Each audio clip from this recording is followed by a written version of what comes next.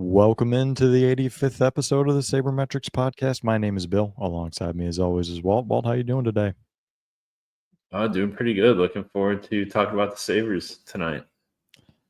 Right, you are, as am I. First things first, pretty much the talk of the week for the Sabres is Byram has been signed to a 2-year, $6.5 million contract with the Buffalo Sabres, walking him to free agency. Walt, what do you think of the contract? Well, I think we talked about this last episode, how it's seeming more and more like a contract would get done between Byram and the Sabres. So it does get done. And, it's really not too bad of a contract. Like, I don't really care too much about the overall cap hit because the Sabres won't be spending to the cap this season and probably not next season. So those numbers don't really matter to me too much. But I guess it matters in a sense that it's somewhat movable at that price point. Like if you're able to get point production out of him and convince a team that he could add some offense to their back end, maybe you can move him for something. But I think the fact that they weren't able to move him and that the market seems softer on him than they expected, I don't really think that's too ideal moving forward. But he's like not really the ideal defenseman for what the Sabres need right now, but he's fine. He played well with Dahlin. I guess, see what he can do. Because, I don't really think we have to worry too much about him playing away from Dahlin now that they actually have, somewhat decent depth for Owen Power to play with. And they have Dahlin, who could obviously play with anyone. Like worst case scenario, you're throwing him on the third pair and giving him 14 minutes a night if he really struggles. But yeah, I don't think it's a bad deal. I think it's fine. Like it's nothing too exciting, and I think it kind of, seals the envelope on a very boring Sabres offseason. But yes, it's just like fine. Yeah, as you can see here from Jay Fresh Hockey on X, great follow. He kind of shows that he's scoring goals at a ridiculous pace. He's finishing at a ridiculous pace. Decent, when it comes to primary assists. Has some pretty good competition that he's playing against, but his teammates are also helping him out a lot. That being most likely Rasmus Dahlin.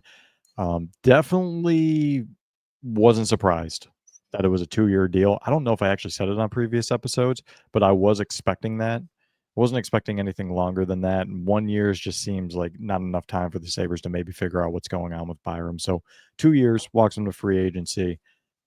We'll see what actually happens there. But I think I'm okay with it in the sense that Dahlin has his partner. Seems like Power has his partner now, and that means Samuelsson will not be forced into the top 4. That's a big thing for me because I have zero faith in him.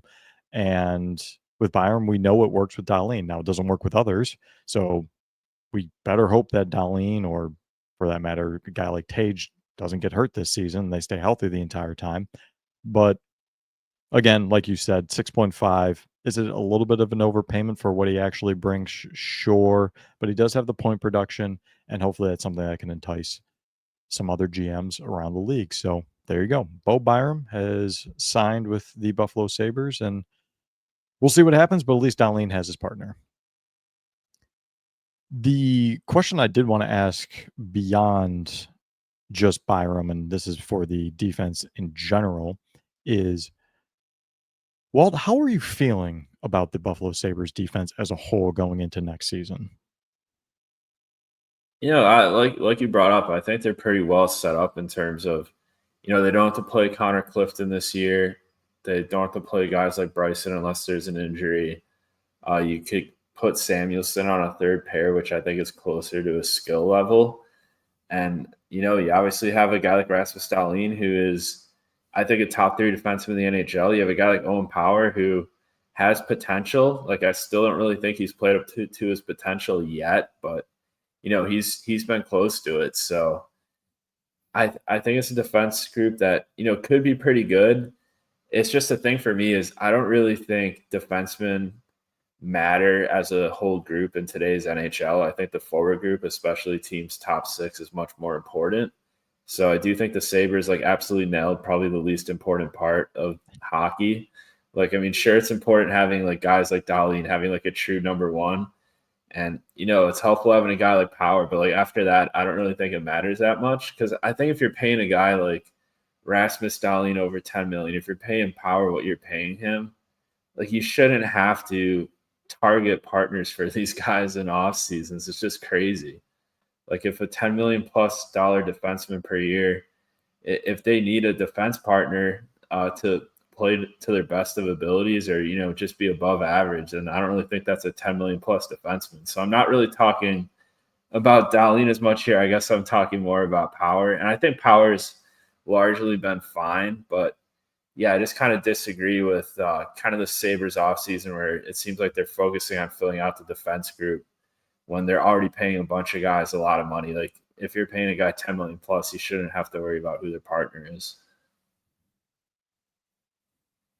Fair enough. I mean, that's a really good explanation of that. I think just looking at the defense in a vacuum, you can be pretty happy with the depth. And like I said, not having to force Samuelsson into that top four. Bryson is going to have to fight for his spot. So is Johnson.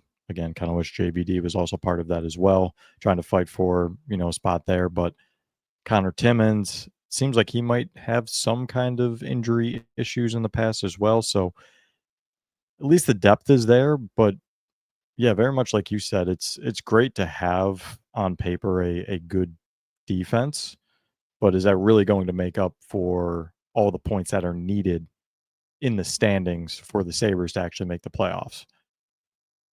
Like let's expand this a little bit. The forward group, I mean, maybe got better around the edges, probably some better personalities with some of the guys that they brought in and a better locker room in that sense. I'm not saying it was bad before, but just sounds like the guys that they brought in are really good guys for that. But with all the moves that the Sabres have made, I guess two questions. One, do you think they're done with any kind of major move? Like, who knows? I've even heard people say, look, Byram could still be traded this summer. I don't think that's likely. I think at earliest it would be sometime in the first 30-ish games in the season.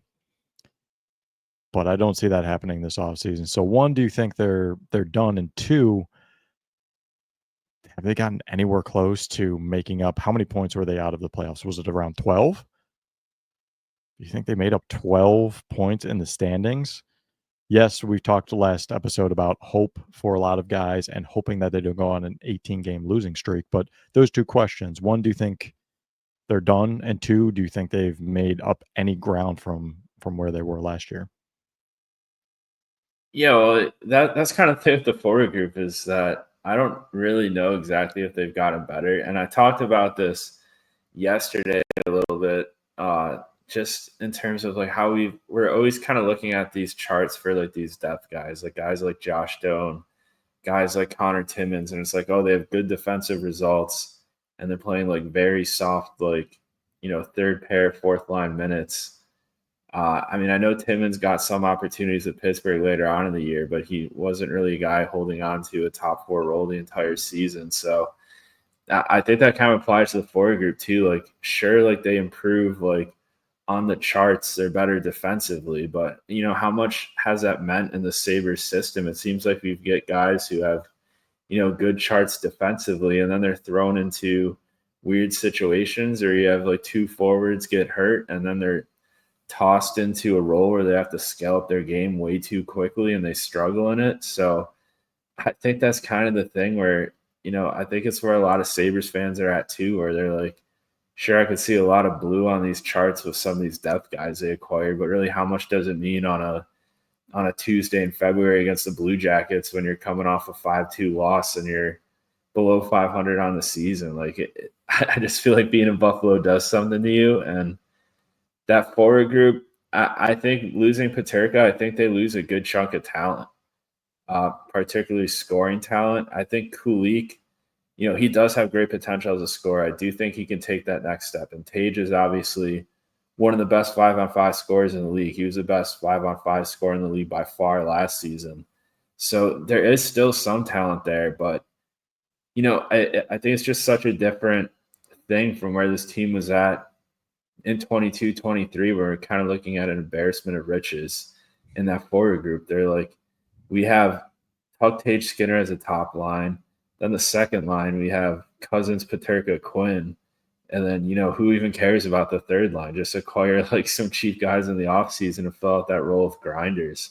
But, looking at their roster now, and I know a lot of people just point to their 5-on-5 goal totals last year, but I think they're going to miss a lot of offense this season because I don't think Tage is going to score at the same rate as he did last year. Like, sure, he'll still score a ton of goals, but he was on an absolute tear last season, like a tear where you have to make it to the playoffs if your top player's on a tear like he was last year. And same thing with Peterka. So I think some of the offense is going to dry up a bit, and I don't think the Sabres are prepared to make up for it defensively because they're just not built like a New York Islanders team or just a team that could grind their way into the playoffs.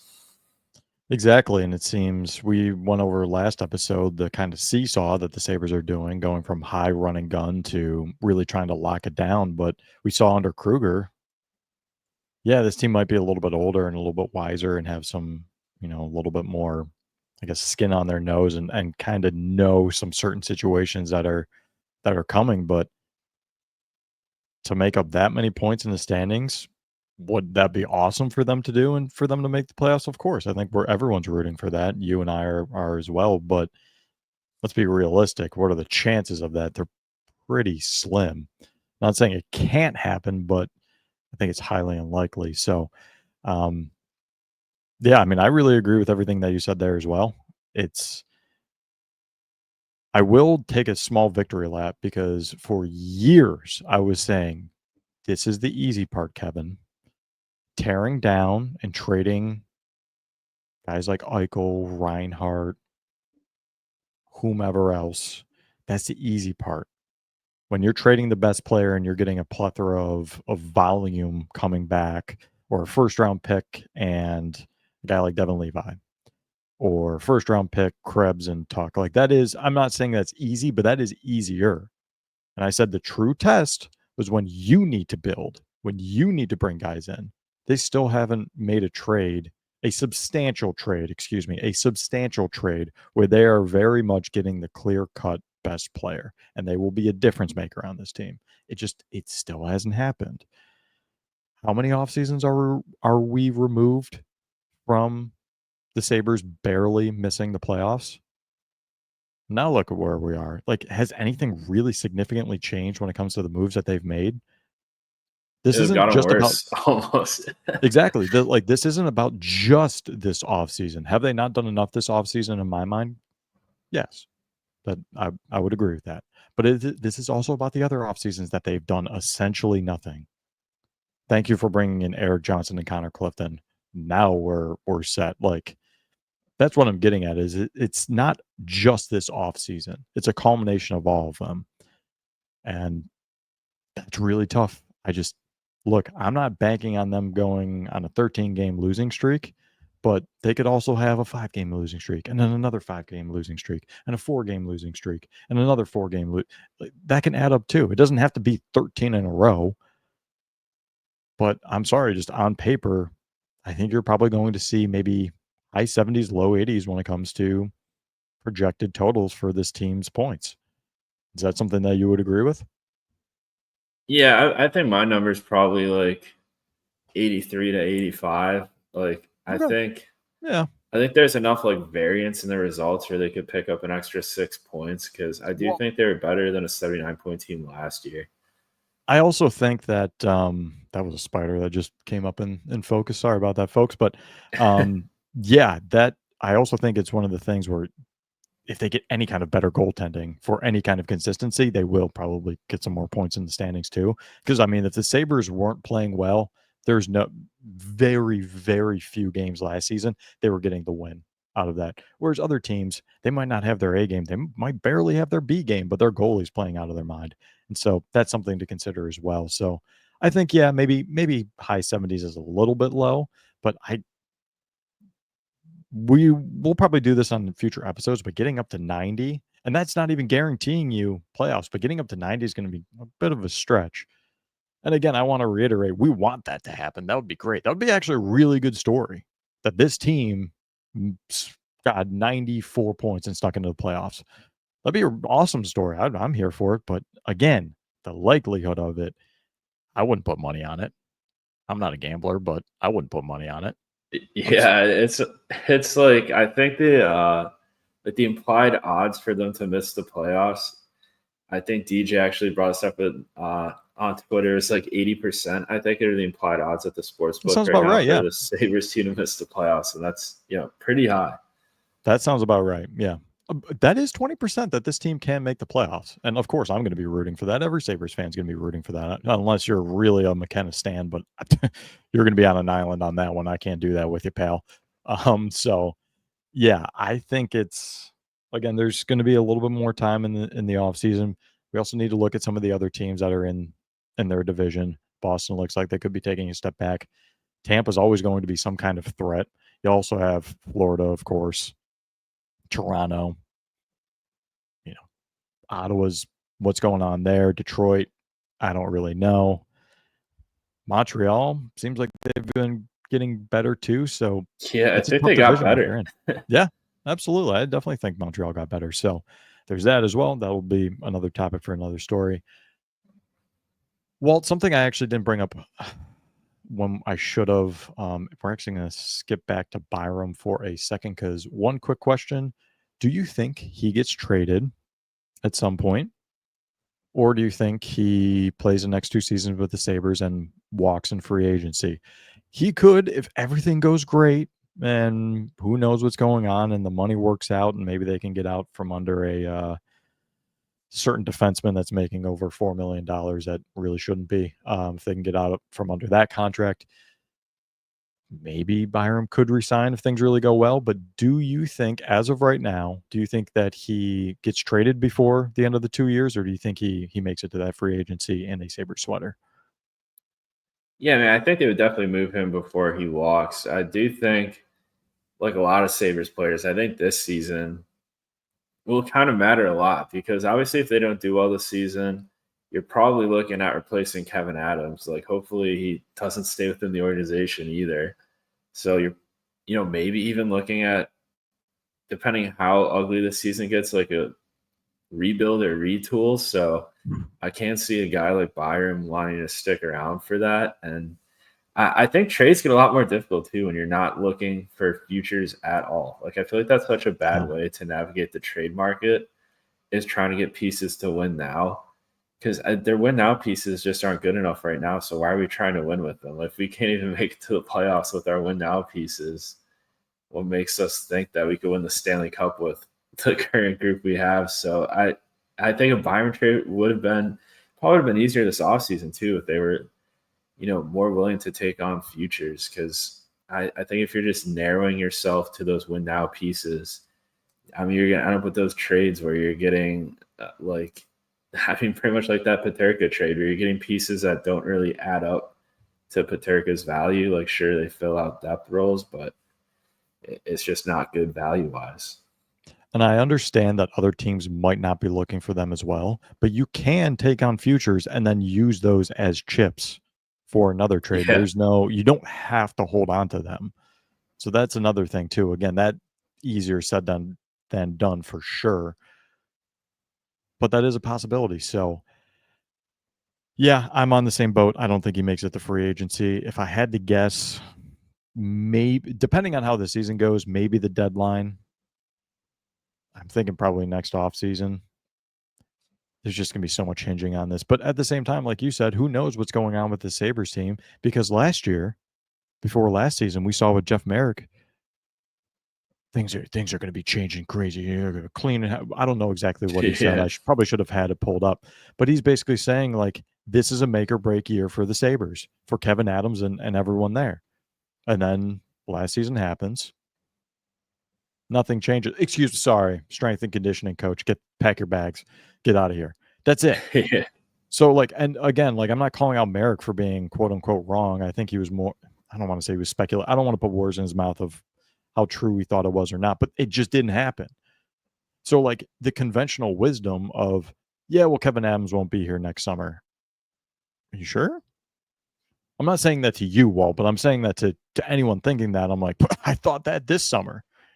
Yeah, I mean that's the thing. Like, I'm not sure. Like, Sabres right Yeah. now are kind of being run like the the most corrupt organization possible. Like it's just like it's like, is a goal even winning, or is it? I don't even know what the goal is, because it's not like they're definitely struggling in terms of ticket sales. Like that ticket office, their phone lines are probably going crazy trying to call up every single person that bought a ticket to a game last year and asking them if they want a four game plan or a family plan or a half seasons.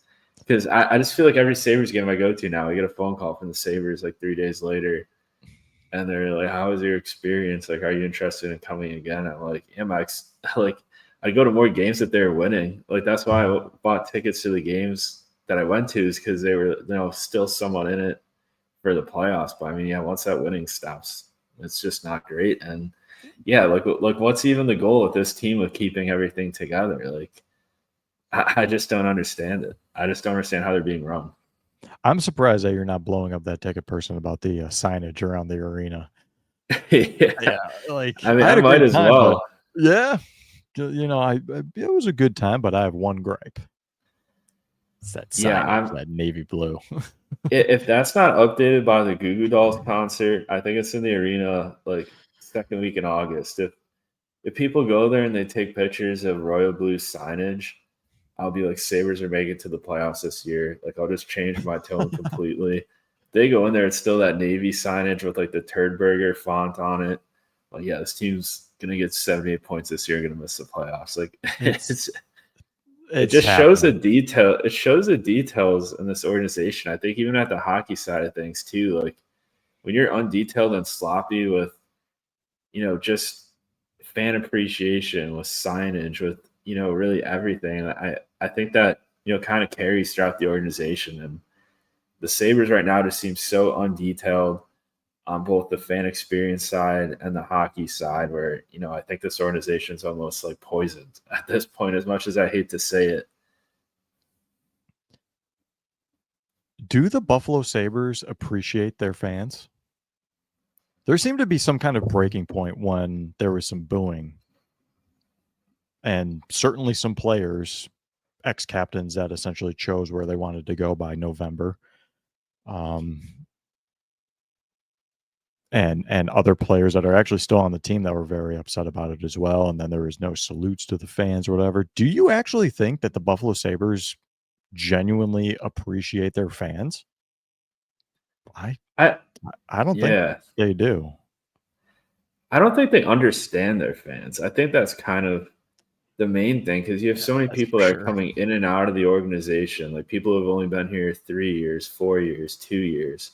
Like, they don't know what it's like to be here for all 14 years of like this playoff drought. And they don't know what the good times are like either. Like, they just don't know anything about the Sabres fan experience. And I mean, really, just as a Buffalo fan, like as a kid, like the Bills were the team that were like, the joke of the league that, always seemed to mess things up. And the Sabres were that team that was just always solid. Like, they would have two down years. Like, I think about like 2002, 2003, 03, 04, like some down years after the Hasek years. And Yeah. then the lockout, and then they're right back in it. They're right back in it, contending for Stanley Cups. Briere and Drury leave. They're still in the playoff race every year. They're still a really good team, still have some fun playoff series, even though they don't win them, but they're competitive. It was just like a model of consistency. And now it's just bad every year. You have, a new crew of characters, both on the hockey side of things, like on the player side of things, on like really every level of the organization. I just don't think, I think if you weren't here for the entire story of the Buffalo Sabres the past 15 years, I don't really think you can appreciate what the fans have gone through. Like, we're sitting here on a summer night in July talking about like Bo and Byram. Like, that wouldn't happen if the Dallas Stars were on a 14-year playoff drought. There wouldn't be fans doing that. That would happen to the Florida Panthers going another long playoff drought. Like, it's so unique that Buffalo is just a small, diehard market, and we still have people willing to listen to us talk about all of this stuff in the middle of summer. Like, I just don't think anyone in the organization like understands that. Like, I think they appreciate the fans, but I just don't think they understand them.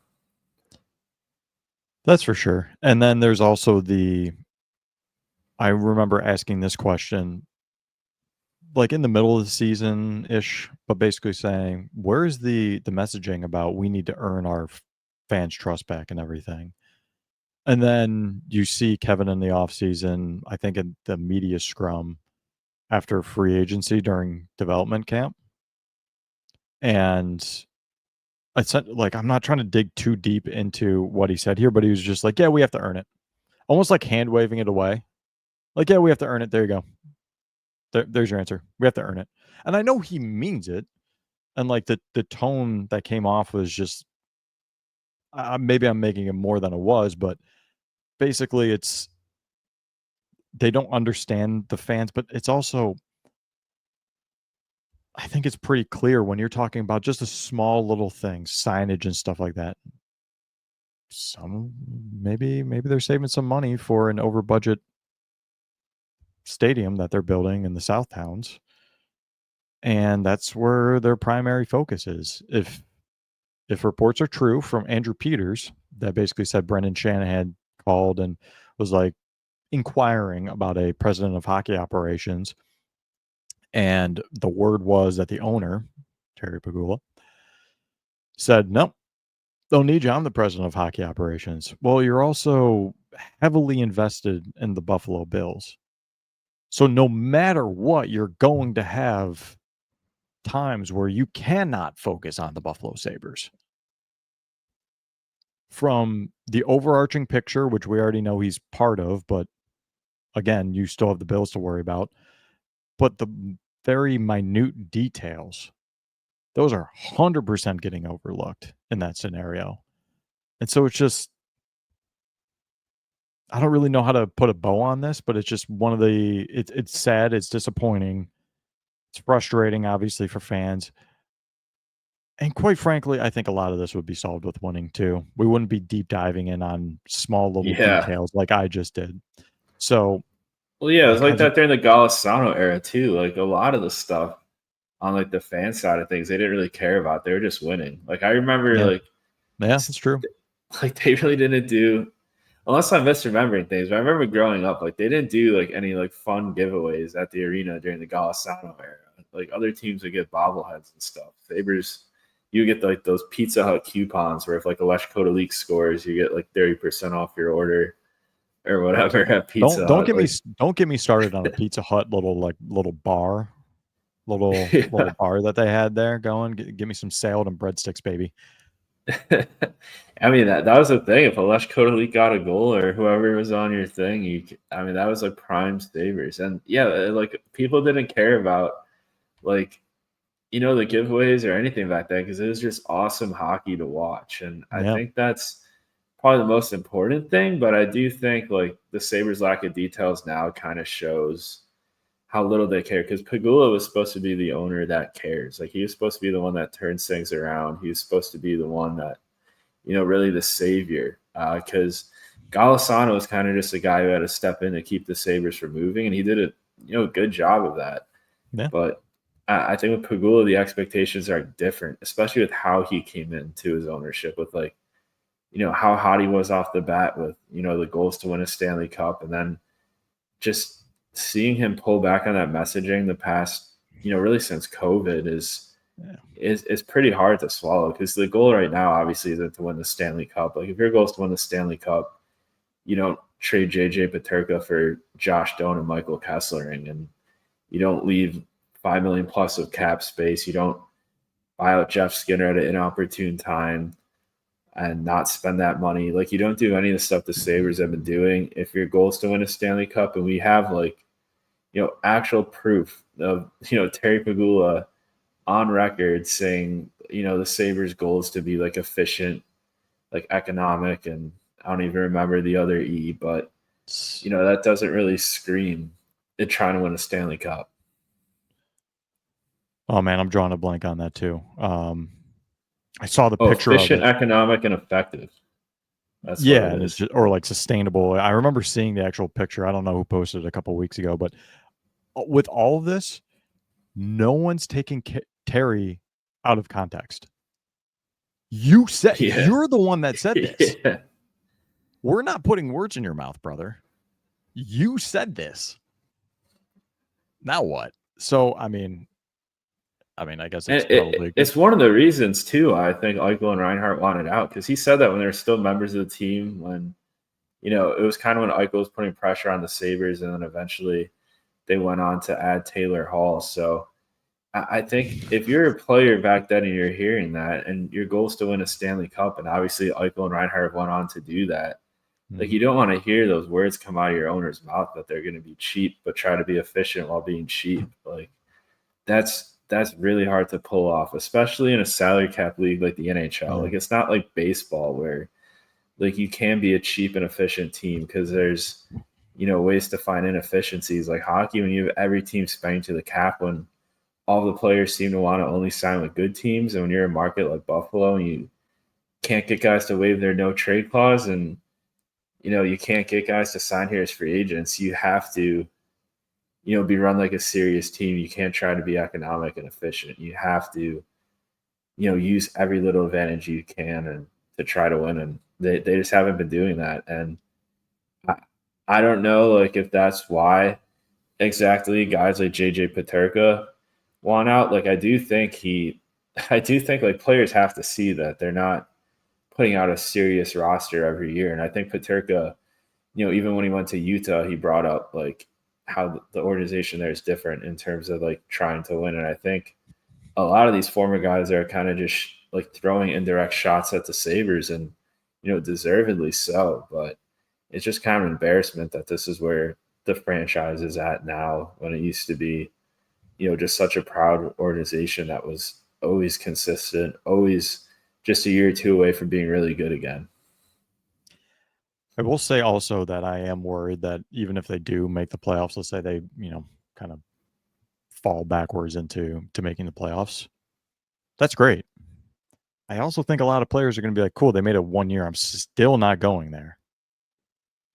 Like 1 year doesn't solve everything, especially if it's one of those like falling backwards into it kind of thing. Yeah, So, I just think about when the Bills broke the playoff drought, because like when they broke it, I was jumping up and down at the time celebrating. Then they lose 10-3 to the Jaguars, and probably the worst football game I've ever seen. And then afterwards, you're like, all right, yeah, that was fun when it happened, but yeah, what's the plan now? yeah, Like where do we our go from here? goals, Yeah. like then your mindset goes on winning a championship. When you're not close to a championship, then you're like, all right, then we have to redo things. And I think people are going to realize that with the Sabres too, is because there's like no discussion with the Sabres going on right now on social media or anything about this team winning a championship within the next 2 or 3 years. Like it's all about just breaking the playoff drought, trying to like fart their way into the 8th or last wild card spot. Like there's no discussion about this team winning a championship within the next 5 years. And I think that's crazy. Like if you're not building a team to win a championship, what's the point of even participating in the league? Like the goal is obviously to win a Stanley Cup, but for this organization, it seems like they're just building to like just break that playoff drought and then figure things out from there. And that's just not realistic. And that's just not how things work in the NHL. It's not, the playoff drought isn't some curse. It's playoff drought's deserved. Like they haven't put out a Yeah, they earned roster it. deserving of a playoff spot. Like it's Well, not they've like they're earned it. getting unlucky. Exactly. Yeah, like I said, they've earned it the ugly way. So, brother, I think that's a little bit more negative than I was expecting us to go, but it's all truth. I think a lot of people can relate to that. I feel like we probably should have done this before we just started lambasting the team again, rightfully so, but lambasting them. The Sabres schedule has come out. I wanted us to take a look at that, see if Oh, anything perfect. is. Let's take a look. I understand things have been not so necessarily fun, but let's take a quick look at what we got here, and definitely kind of a couple things that I wanted to point out. Is there anything about the schedule that you wanted to bring up before I kind of dive in there? All I'm hoping is that, that first Saturday game is in Boston. I live in Boston now, and I already bought tickets to a Clemson Boston College game that same day. So I'm hoping that football game's early in the day so I could go to that game. That's kind of the first thing that stood out to me on here. I think the first thing that stood out to me is the Rangers opening night. Who else said it? I think might be wrong, might be Joe DiBiase, but he said the same thing I was thinking when I saw it. Is like can we play literally anyone else besides like the Rangers, Ottawa? I think there's like another team, not Detroit, but it's like Rangers and Ottawa are like the Yeah, shooing two that you're always going to play opening yeah. night. I'm like, this is dumb.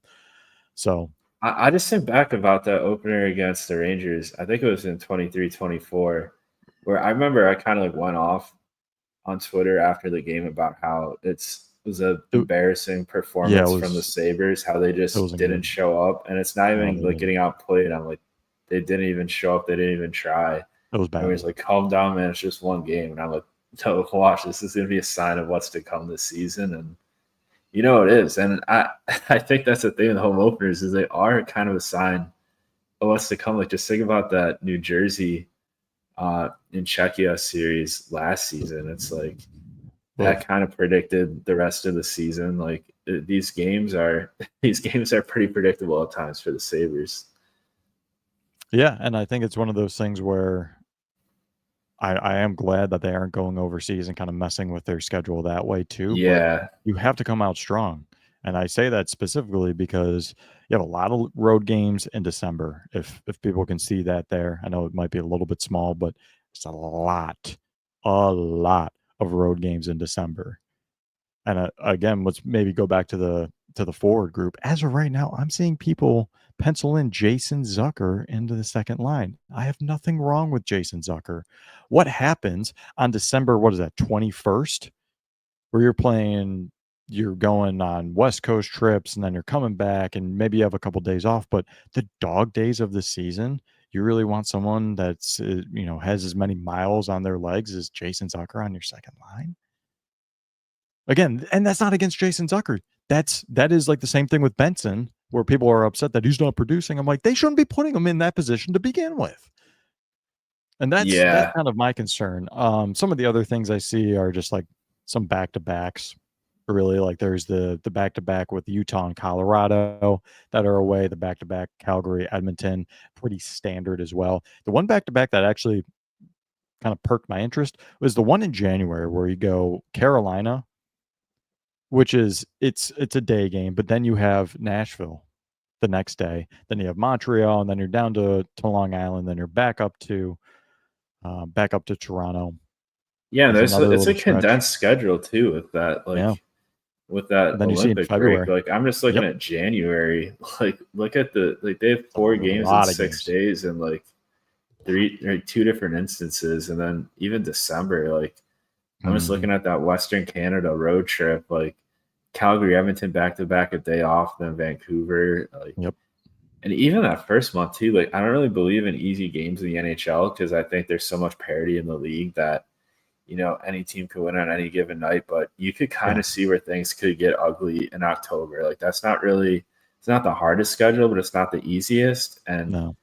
I feel like some of those teams on there that are kind of mediocre, the Sabres struggle with at times. So yeah, it's just like they have to come out the gates hot. And they Have have to. to come out the gates sustainably hot too. Like they have to be, I feel like we brought this exact discussion up like when we were starting last season was they have to win and they also have to win like the right ways. Like they have to be out shooting teams, out chancing teams. Yeah. And they have to be doing that consistently. And they haven't consistently outchanced teams at 5-on-5 every night since really the last time they made it to the playoffs. So I just think that they have to come out the gates playing really good hockey. If they come out the gates like they have the past 2 seasons, yeah, I could see where this thing kind of gets ugly really quick looking at the schedule. Definitely. I mean, looking at let's go over October real quick. Rangers, people were expecting them to have a bounce back. Boston, in division team, always going to be a tough game. You would hope they win. Colorado, I don't think I need to remind anyone what happened there last season. Ottawa, another team that they made the playoffs and the Sabres didn't. So don't sneeze at them. Florida, Montreal, then Detroit. That's another team that you're supposed to be technically ahead of and you're really not. Then you have back-to-backs against Toronto, which I actually do kind of like the back-to-back against Toronto. Uh, one, just because it's a quick little drive up to Toronto and back and stuff like that. But also it's in the beginning of the season where I think last year they played at least one of their games like later in the season and no one cares. So the entire building was Leafs fan. So at least this one, it's still like in the beginning of the season where Yeah. people probably care a little bit more. Also just trying to where I saw them earlier, and I was just trying to figure out when Utah comes in as well, because I'm curious to see the reception that JJ Peterka gets. And I'm probably going to try to compare that to see what Eichel gets, because if it's me personally, okay, so it's there in the beginning of November. It's November 4th. Me personally, I'm probably booing JJ Peterka more than I'm booing Jack Eichel. Again, I'm not Yeah, saying no, I'm I not saying think what so people too. should do or shouldn't do, but I don't know. I mean, if I had to choose, which you do not have to as a fan, you do not have to choose, but if I had to choose, I'm choosing booing during that Utah game versus Vegas. Like, I think Eichel gets the point. Sabres fans don't like him. I think he gets it. Peterka, I quite frankly, I kind of want to make sure that he knows that Sabres fans do not appreciate what happened there. So, look, again, we've been on we don't blame guys for wanting out, but at the same time, I don't know. It's also kind Yeah, of on the Sabres for the way it went, because it seems like they got bullied. yeah, I think like post ELC, I think that's a little too soon to ask out. So I Too think that's soon. kind of why Sabres fans are a little bit more upset at that. And I think Eichel, just taking a time machine back to, that first Eichel game back at Buffalo, Vegas. Like, I think he upset a lot of fans post game, but before the game, I even wore my Jack Eichel. I wore my Jack Eichel North America jersey to that Sabres Golden Knights game, because I was like, Jack Eichel, I think this could be the guy that, helps the Sabres get out of this. I think they'll realize that they lost a really good player, and he'll help this organization turn things around. And, they're going to be more serious now and hope that situation never happens again. Looking back at that now, I was completely wrong. That it seems like Eichel's message the organization did not get across, even after him lifting the Stanley Cup. So, yeah, I think with Paterka, it's just going to be different. Yeah, because he's, right at entry level contract, didn't really ever try giving it a shot like Eichel. And I think Eichel, too, when he was in Buffalo, he was like playing his ass off, too. Like, I know the last year he was injured, but I was thinking Yeah. back to some of those Toronto games where he was like forechecking hard, winning pucks, like just doing insane plays. And, anytime he had a star player come to Buffalo, he'd go toe to toe with them and just Yeah. try to show off and dominate the game. And I just think Paterka, he had fun offense, but like all last year, you saw the guy score and not even smile, and Yeah. played Didn't absolutely no try defense. defensively. Yeah, didn't even He was just try defensively. So yeah, stat I think pad. the vibe will be different with a guy like Paterka, because Paterka. I mean, we were even talking about this podcast too, like really early on in last season. We're like, yeah, this is probably a guy that's gonna not be a Sabre next season. Like, he's not happy, and I think Lindy Ruff also wasn't his favorite coach either. So Yeah. yeah, I think him being unhappy was a thing for a while. And, I think even though he got the points last season, I think he kind of saw his unhappiness and like his defensive play all of last season. I think it's also kind of crazy that if, like, I'm not saying Ruff forced him out or anything like that, but if they butted heads, like, how long is Lindy Ruff going to be your head coach? Why are Yeah, I you know. losing players versus a head coach that isn't going to be? Jeff Skinner got bought out because very likely that Lindy Ruff didn't want him. Now JJ Peterka. It's like, how long is Lindy going to be here? Another 10 years? Otherwise, what are we doing here? And then going back to your Eichel point, I remember you saying at the time, like, he cared about that Sabres Toronto rivalry. We saw it Yeah. multiple times that it meant a lot to him. And like you said, when a star player came in, he went toe to toe with them. And he was a 200-foot player, the player that we see now, the player that we saw in the Four Nations tournament, the player that we see in Vegas, 200-foot player. That's not what Paterka was doing. He was Yeah. stat padding so we could get the heck out of here. So, like, look, again, I'm not saying who you can and can't boo. But again, if I had to choose, I'm not doing it. What was that? March 4th, I think. I don't have it pulled up anymore, but what was it, March 4th for Vegas? I'm waiting for Yeah. November when Utah comes to town.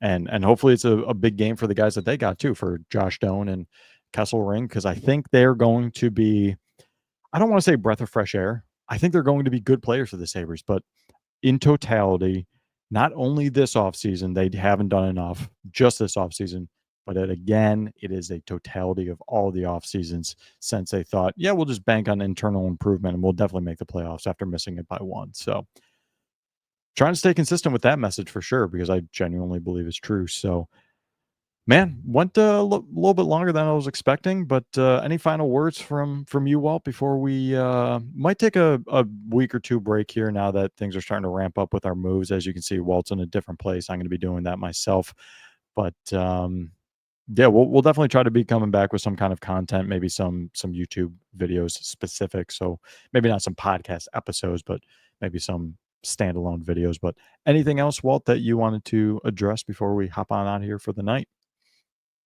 Yeah, it was nice to get kind of like a Sabres vent session out of the way before we go on like a little summer break. So, and I think it was well deserved too, because I think it kind of lined up with that, because I think everyone's holding out hope for that Byram eventually being moved for like some insane trade that no one was expecting. But once that's finalized that he's coming back, kind of like, the Yeah. mystery box of what could come in return for Byram kind of goes away, and we're kind of locked into our roster for next season. So yeah, I think hopefully we speak for a lot of other fans as well. Like, I know a lot of other people are probably like thinking the same thing. So I hopefully this episode was kind of hopefully it doesn't upset too many fans, to kind of give a reminder of where we're at as Sabres fans. But hopefully everyone enjoys our words on the Sabres struggles, and how much this team really means to us, because it means the world to both of us. Like, I don't want to speak for Bill, but I know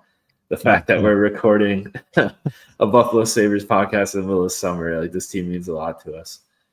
And it means a lot to us that people have stuck around and listened to this far and have continued to support us.